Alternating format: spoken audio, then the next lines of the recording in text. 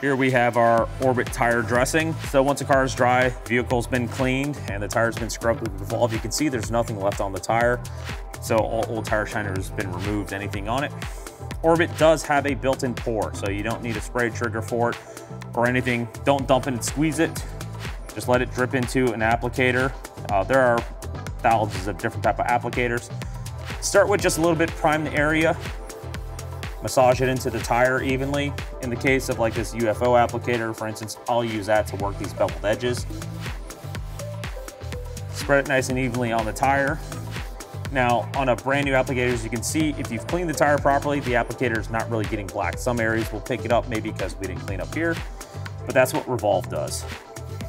So, dress it into the tires. Like I said, I'll use this beveled edge just to kind of get between this bead area of the rim.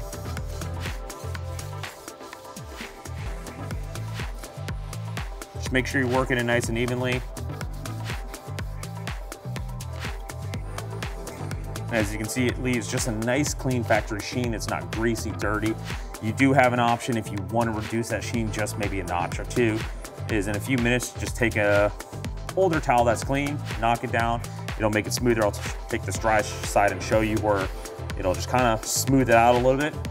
But at this point, you just have a super clean tire with kind of a matte finish or just a little bit more of a sheen where we worked it in evenly.